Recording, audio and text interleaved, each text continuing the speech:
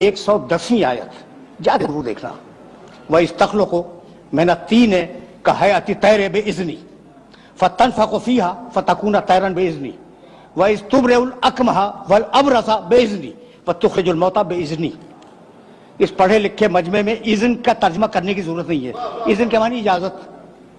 ٹھیک ترجمہ کروں وَإِسْتَخْلُقُ مِنَ الطِّينِ كَهَيْئَةِ الطَّيْرِ بِإِذْنِي. عیسیٰ اس وقت کو یاد کرو جب تم گیلی مٹی اٹھا کر پرندے کی شکل بناتے تھے بے اذنی میرے اذن اور میری اجازت سے. فَتَنْفَخُ فِيهَا فَتَكُونَ طَيْرًا بِإِذْنِي. تم نے اجازت تو لے لی پھر تم نے پھونک ماری پرندہ اڑ گیا میرے اذن اور میری اجازت سے. بڑا نبی ہے صاحب شریعت حضرت عیسیٰ علیہ السلام صاحب شریعت اولو العزم اور آج تک زندہ ہے چوتھے آسمان پہ. وَإِذْ تُبْرِئُ الْأَكْمَحَ وَالْأَبْرَصَ بِإِذْنِي.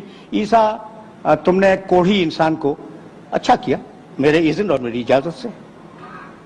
وَالْأَبْرَصَ جسے سفید داغ ہو جائے تم نے اسے اچھا کیا. ٹھیک ہے سورہ مائدہ 5واں سورہ 110ویں آیت تم نے اچھا کیا میرے اذن اور میری اجازت سے. آخری ٹکڑا عیسیٰ تم نے مردوں کو بھی زندہ کیا کوئی شک نہیں ہے بے اذنی میرے اذن سے. اتنا بڑا نبی اپنی مرضی سے کام نہیں کر سکتا. قدم قدم پہ اذن مانگنے کا محتاج ہے. آخری جملہ قدم قدم پر اذن مانگنے کا محتاج ہے. اذن مانگا مٹی اٹھائی اذن مانگا پرندہ بنایا اذن مانگا پھونک ماری اذن الہی سے پرندہ اڑ گیا. کوڑھی کو اچھا کرنا ہوا اذن مانگا مبروس کو اچھا کرنا ہوا اذن مانگا مردے کو زندہ کرنا ہوا اذن مانگا. یہ ہیں سارے نبی 1,23,999 نبی. اور اب میرا نبی سورہ احزاب 35واں سورہ یا ایھا النبی انا ارسلناک شاہدا ومبشرا ونذیرا وداعیا الی اللہ باذنہ. حبیب ہم نے تجھے اپنا پورا اذن دے دیا اب تجھے بار بار اذن مانگنے کی ضرورت نہیں ہے.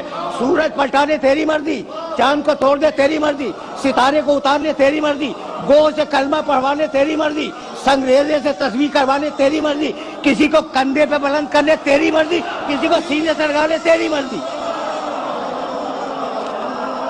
وآخر دعوانا ان الحمد للہ رب العالمین.